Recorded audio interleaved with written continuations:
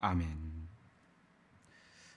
오늘 계속해서 소율의 문답 89번째 문답을 좀 살펴보도록 하겠습니다. 하나님의 말씀이 어떻게 구원을 유효하게 합니까?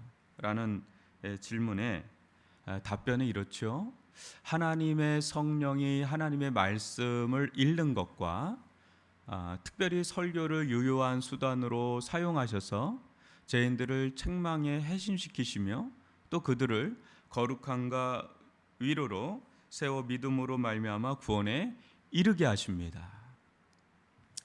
매우 중요한 이야기들이 말씀들이 이렇게 함축돼서 들어가 있죠. 오늘은 정해진 수단에 대해서 좀 살펴보겠습니다. 구원을 이루게 하는 데 있어서 하나님께서 정하신 수단이 있거든요. 그것을 한번 보도록 하겠습니다. 보시면 성령의 유효한 역사가 일어나게 하는 정해진 수단이 있어요. 성령의 유효한 역사가 일어나게 하는 정해진 수단이 있다.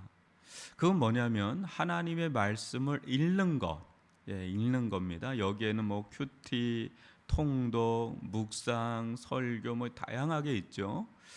읽는 것과 특별히 설교를 듣는 가운데 성령의 유효한 역사가 일어나도록 하나님이 정해 놓으셨습니다. 한번 저를 봐주시면요. 그 설교를 성경을 이제 우리가 읽죠. 읽을 때 뭐 통독하는 분들이 있죠. 또 뭐 큐티로 읽는 분들이 있죠. 또 그거를 이렇게 묵상하는 분들이 있죠. 뭐 다양하게 읽는 방법 뭐 요새는 또 오디오로도 듣고 뭐 다양하게 있습니다. 근데 이제 우리가 이제 설교를 좀 알아야 되는데 여러분들이 이제 성경을 읽다 보면 예수님께서 하신 사역이 두 가지가 있다는 것을 알게 될 겁니다. 하나는 티칭 사역, 그러니까 가르친다라는 표현이 나오고 또 하나는 프리칭 사역이라고 그래서 선포한다. 이런 우리나라는 그게 잘 나타나지 않지만 영어 성경에 그걸 구분을 합니다. 티칭과 프리칭. 근데 예수님의 사역이 두 가지로 나와 있는 거죠. 여러분들이 성경을 본다 할 때 읽어도 잘 모르시는 부분들이 있어요. 그러면 이제 가르침을 받아야 되죠. 이게 티칭. 물론 티칭을 통해서도 구원의 역사가 일어나지만 대개는 이 프리칭, 이 선포하는 캐리그마라 그러죠. 선포하는 사역을 통해서 역사하는 경우가 많습니다. 그래서 그건 하나님이 이제 정해 주신 거죠. 여러분 선지자들이 하나님의 말씀을 외치죠. 수많은 사람들이 하나님의 종들이 수없이 많이 일어났고 그 종들은 계속해서 하나님의 말씀을 전파합니다. 그게 설교죠. 설교. 오늘날도 마찬가지예요. 읽는 거 뭐 여러 가지 있지만 우리가 주일 예배라든지 뭐 이렇게 집회라든지 할 때 이제 말씀을 이제 듣는 가운데 그 말씀을 해석해주고 그 말씀을 설명해주고 그 말씀을 오늘날 적실하게 적용해주는 그런 설교 사역을 통해서 성령께서 그것을 수단으로 삼아서 사역을 할 때가 있죠. 그래서 아우구스티누스가 요한 일서강에서 이런 이야기를 하는 걸 저는 보고 참 놀라면서도 은혜를 받았는데 우리 같은 그러니까 어거스틴입니다. 성 어거스틴 자기와 같은 자들은 외적 교사다. 그러니까 이렇게 말씀을 전할 수는 있지만 우리가 한 사람 한 사람들로 하여금 깨우치게 할 수는 없다. 그것은 그 안에서 역사하시는 내적 교사인 성령께서 역사하셔야만 그거를 깨닫게 할 수 있다. 그러니까 우리는 거기까지다. 전파하는 데까지고 그걸 실질적으로 구원하게 하고 그걸 실질적으로 깨닫게 하시는 분은 내적 교사인 성령이시다. 그러니까 여기에서 우리는 이제 공로가 누구에게 올라가요? 설교자가 아니에요. 많은 사람들이 기라성 같은 어떤 하나님의 사람이 일어날 때 자칫 잘못하면 그 사람은 우상화할 수 있어요. 막 추종한단 말이에요. 아니에요. 그 사람은 하나님께 쓰시는 도구에 불과하고 실질적으로 역사하시는 분은 누구의 주체가 되시는 분은 성령이시다. 성령님께 영광을 돌려야 되는 거죠. 하나님께 영광을 돌려야 돼요. 이제 그런 면에서 중요한 것은 또 설교를 무시하냐? 설교도 무시하면 안 되죠. 설교는 하나님께서 구원하시기로 작정한 정해진 수단이다. 이렇게 보시면 되고요. 또 성령이 말씀을 읽고 듣는 가운데 영혼의 영적 각성이 일어나게 하셔서 자신의 죄를 보게 하시고 또 그리스도의 구속의 은혜를 깨닫게 하시죠. 그래서 그리스도를 향해 달려가게 하시는, 그 성령의 역사에 의해서 말씀을 하나님의 거룩하심을 막 드러내는데 죄의 더러움을 보게 하고 죄에 대해 슬퍼하게 하고 미워하게 하고 죄로부터 돌이키게 하고 하나님께로 가도록 만드는, 그러면서 하나님께 순종하게 하는 일들. 그러니까 성령께서 역사가 절대적인 거예요. 말씀은 어찌 보면 모르지를 않을 겁니다. 뭐 들었던 말씀일 수도 있고 아는 말씀일 수도 있고, 물론 새롭게 들려지기도 새롭게 들려지는 건 마찬가지죠. 들려질 수 있지만 성령께서 우리 영혼의 역사를 할 때 말씀과 동떨어져서 역사하는 것은 신비주의로 빠질 수가 있는 것이고요. 신사도 운동 같이 막 그렇게 흘러갈 수도 있어요. 막 이러면서 그냥 성령 하는데 성령은 진리의 영이거든요. 말씀과 같이 간단 말이에요. 우리 장로교가 조심해야 될 건 근본주의예요. 굉장히 문자주의 같은 거. 성령을 막 무시할 수 있는, 성령을 보조 수단으로 여기게 되는, 굉장히 우리가 경계해야 될 거고, 오순절 쪽으로 가거나 신사도 운동하는 쪽은 이제 말씀을 등한히 할 수 있는, 그걸 경계해야 돼요. 말씀과 성령은 굉장히 균형을 가져야 되는데, 이 말씀이 되게 하시는 분은 성령이시단 말이죠. 그때 성령께서 우리 영혼의 각성이 일어나서 죄를 보게 하시고 그리스도의 은혜를 깨닫게 하시고 예수 그리스도께 달려가게 하시면서 우리에게 막 회개하는 마음을 불러일으켜요. 여러분, 제가 계속 얘기하자면 회개는 은혜다. 아무리 내가 회개하려고 해도 회개가 잘 안 돼요. 물론 우리는 후회하죠. 근데 내가 변화되는 회개는 하나님께서 은혜를 주셔야 되는 거예요. 막 회개하는 마음, 이 죄가 얼마나, 죄를 깨닫게 해요. 이게 내가 여태까지 죄라고 생각하지 않았는데 이게 죄임을 깨닫게 하는 거 은혜죠. 그거에 대해서 슬퍼하게 되고 미워하게 되고 하나님께로 돌이킬 수 있는 힘을 주시고 말이죠. 그리고 하나님께 진실하게 신실하게 순전하게 순종할 수 있는 마음을 불러일으키게 만드는, 영적 각성 일으키게 하는 거 이제 성령께서 하시는 역사다. 그래서 한번 보시면 이는 말씀 자체에 능력이 있는 것이 아니라 성령이 하나님의 말씀을 주권적으로 사용하시는 것입니다. 이것은 하나님이 정하신 방법입니다. 그래서 여러분, 주일날 어느 교회는 1부 예배, 2부 예배, 3부 예배하면 그걸 위해서 전념으로 기도하시는 성도분들이 있어요. 왜 그래요?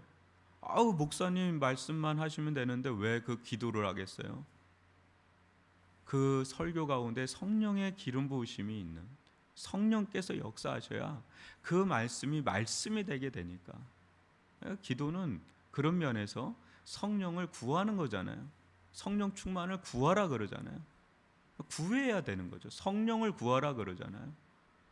우리가 무슨 힘이 있겠어요? 무슨 능이 있겠어요? 성령께서 역사하시지 않으면 우리 정말 아무것도 아니죠. 그렇기 때문에 기도하는 거죠. 그래서 여러분들이 예배를 참석하기 전에도, 예배를 참석할 때도 기도를 하셔야 되는 거예요.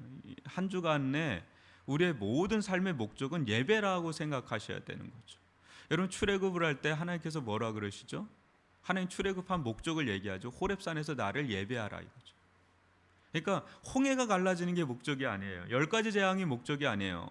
또 이스라엘 애굽에서 빠져나오는 그 해방이 목적이 아니에요. 왜 그걸 한 건데? 왜 10가지 재앙을 한 거죠? 왜 그런 건가? 왜 홍해물을 갈랐나? 왜? 목적이 뭡니까? 왜 애굽에서 우리를 끄집어낸 겁니까? 왜 그런 거죠? 할 때 하나님은 답변을 주시는 거예요. 나를 예배하기 위해서, 나를 찬송하기 위해서. 그게 하나님의 진정한 목적이죠. 이게 우리의 한 주간의 삶의 목적은 예배예요. 우리의 전 삶도 하나님 받으시고 우리의 가정과 생업의 현장도 하나님의 뜻이 이루어지기를 원하고 그 모든 총체가 주일날 같이 공동으로 모여서 예배를 올려드리는, 그게 우리의 목적이 돼야 된다는 거죠. 우리가 천국에 가는 이유가 뭘까요? 단순히 그곳이 먹을 것 많고 아프지 않고 슬픔이 없고 그런 게 목적이가 아니죠. 요한계시록 보면 장로들 또 생물들 수많은 수천 수만의 성도들이 다 예배하는, 찬송하리도다 우리의 영광을 받으실 주 여호와 하나님 계속 찬양하는 예배가 끝자락이죠. 예배가 끝입니다. 우리의 최종 목적은 예배예요. 예배. 그것을 우리는 일상의 이 땅에서 지상에서 매주 연습을 하죠. 진짜 예배 현장으로 들어가는, 그것을 기대하고 고대하는 마음으로 가는 거죠. 그런 데 있어서 성령께서는 우리의 예배를, 우리에게 주어지는 말씀을 말씀되게 하시는 역사를 이루신다. 그래서 보시면 회개와 믿음이 말씀을 듣고 읽는 가운데 성령의 역사로 일어나는 것입니다. 다른 환상적인 방법, 수단, 그걸 통해서 회개의 믿음을 가질 수 없습니다. 여러분 저를 한번 보시면 기독교 역사를 보면 하나님의 말씀으로 돌아가자, 솔라 스크립처, 말씀, 오직 성경, 오직 은혜, 솔라 그라티아, 솔라 페이스, 솔라 피데, 오직 믿음, 오직 은혜, 오직 말씀, 이런 것을 할 때 개혁의 운동이 일어나고 그것이 부흥으로 이루어졌습니다. 그런데 뭔가 이걸로는 부족하다 생각해서 다른 방법을 동원하는 경우가 많이 있었어요. 그러면 그때 당시는 뭔가 확 일어나는 것 같은데 뒤에 보면 부작용과 후유증이 만만치 않았습니다. 만만치 않았어요. 우리 한국에도 여러분 한참 막 전도운동 일어날 때 1등하면 경차 주고 뭐 가장 뭐 선물 주고 그랬습니다. 막 연예인들 불러가지고 많이 뭐 집회하고요. 제가 전에 있었던 교회도 막 그런 거 많이 했는데 어느 순간 목사님 얘기하더라. 야 그런 거 하지 말자. 그런 거 하지 말자. 원색적으로 가자.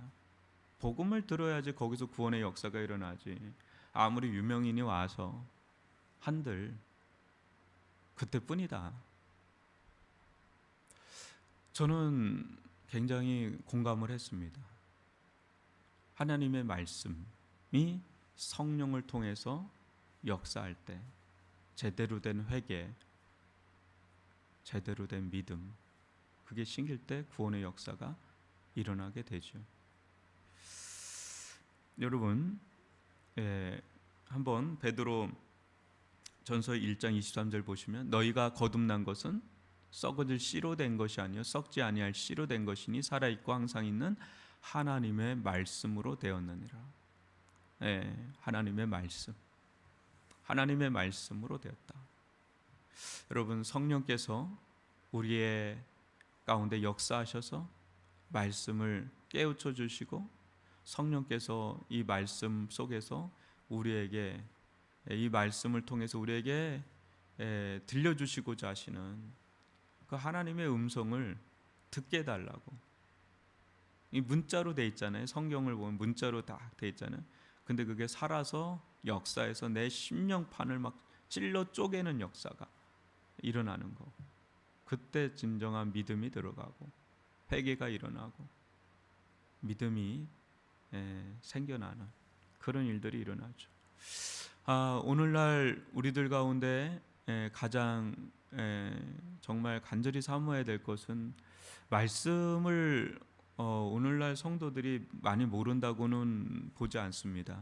뭐 다양한 채널을 통해서 말씀을 듣기 때문에. 근데 성령의 역사가 과연 우리들 가운데 활발하게 일어나고 있나, 이 부분에 대해서는 참 기도가 됩니다. 여러분, 말씀과 기도의 균형을 가지고 주여 저희들 가운데 은혜를 베풀어 주어서, 저는 이 말씀을 알고는 있지만 정말 이게 깨닫게 하시고, 이 말씀을 제가 정말 믿게 하시고, 이 말씀 앞에 벌거벗긴 바 되게 하여 주시고, 그 말씀 앞에 정직한 고백과 정직한 반응을 하면서 주님 앞에 설 수 있게 해달라고 하는 성령의 역사가 우리들 가운데 다시금 현저하게 일어날 수 있게 해달라고 기도하는 저와 여러분이 될 수 있기를 바랍니다. 우리 오늘 들은 말씀 가지고 우리